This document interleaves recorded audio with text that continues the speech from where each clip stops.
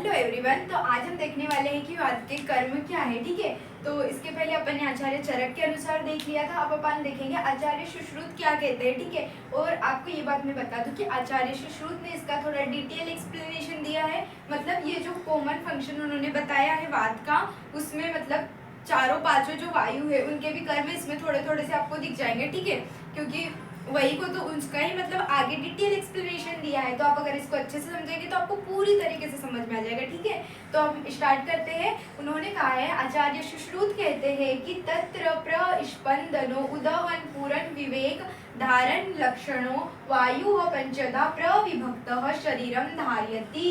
अब यहाँ पे वो बोल रहे हैं कि ये जो पांचों होते हैं ये क्या करते हैं, शरीर को धारण करते हैं, पंचदा विभक्त। ठीक है, और मतलब क्या बोल रहे हैं कि प्रस्पंदन। तो अपन एक एक वर्ड का मीनिंग समझ लेते हैं।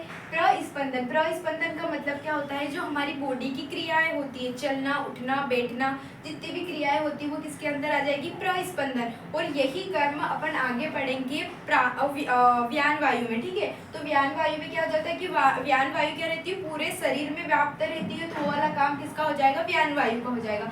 फिर उन्होंने बोला है कि उदहन, उदहन का मतलब उदहन किसका काम हो जाएगा, उदान वायु का। तो उदान वायु का क्या हो जाएगा, विशेष काम क्या होता है उसका, भाष गीत, मतलब कि भाषण देना या फिर बोलना, वो किसके अंदर आ जाएगा, उदान वायु के अंदर आ जाएगा। पूरन, पूरन और क्या हो जाएगा, विवेक। तो पूरन का मतलब यहाँ पे क्या हो जाएगा कि जो प्राण वायु का काम रहता है पूरन करने का। ठीक है, मतलब पूरन का मतलब अपन सीधे से समझ लेते हैं कि उदर को आहार से भरना, उसका मतलब क्या हो जाएगा, पूरन हो जाएगा। जैसे कि निश्वास अन्न प्रवेश कृत, अपन आगे पढ़ेंगे प्राण वायु के श्लोक में, अष्टांग हृदय में आचार्य वाग्भट बताते हैं। ठीक है, फिर विवेक का मतलब क्या होता है कि उसको जो मल मूत्र रहता है उसको क्या करना, विवेचित। विवेक का मतलब होता है कि उसको अलग करना। ठीक है, विभाजित करना, जैसे कि रस को अलग करना। जैसे अपन खाते हैं तो सब इकट्ठा खाते हैं, फिर उसको अलग करने का काम जो बॉडी में अपना होता है, ठीक है, वो इसके कारण होता है, विवेक के कारण। ठीक है, फिर क्या हो जाएगा, विवेक का कारण मतलब कौन सी वायु आ गई यहाँ पे, समान वायु आ गई। ठीक है, समान वायु का काम ही क्या होता है, पहले ग्रहण करती है, पाचन करती है, विवेचन करती है, मुच्यति बाहर निकालती है। ठीक है,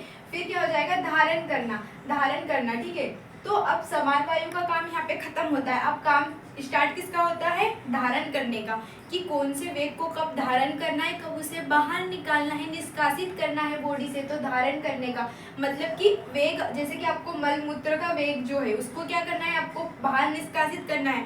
तो वो काम किसका हो जाएगा, अपान वायु का। तो धारण का काम किसका हो जाएगा, अपान वायु का हो जाएगा। ठीक है, जैसे अवेग धारण मतलब कि कब उसको धारण करना है और कब नहीं करना है, इन शॉर्ट अगर अपन इसको बताए तो। ठीक है, और लक्षणों मतलब ये सारे लक्षण है वो वायु के, और इसको 5 भागों में उन्होंने विभाजित किया है। ठीक है, और ये शरीर को ये क्या करती है, धारण करती है। और अब मैं इसको अपन आगे जो अपन पढ़ेंगे, ठीक है, यहाँ पे कुछ एक्स्ट्रा में नहीं लिखा है, वही लिखा है कि जो प्रस्पंदन का काम होता है वो व्यान वायु का होता है, उदहन का उदान वायु का होता है, पूरन का जो रहता है वो प्राण वायु का होता है, और विवेक का काम जो रहता है वो समान वायु का होता है, और धारण करने का काम जो रहता है वो अपान वायु का होता है। तो इसी के बहाने आपको 5 टाइप भी पता चल गए, मैंने ही यहाँ पे बता दिए। ठीक है, तो आप थोड़ा थोड़ा उसको देख के आना। तो नेक्स्ट लेक्चर में अपन मतलब प्राण वायु स्टार्ट करेंगे। ठीक है, प्राण वायु मतलब कि जो प्रस्पंदन वाला काम अपन ने देखा है, तो उसमें भी अपन आचार्य वाग्भट, आचार्य सुश्रुत और आचार्य चरक तीनों के अकॉर्डिंग देखेंगे प्राण वायु के, फिर अपन उदान वायु स्टार्ट करेंगे। ठीक है,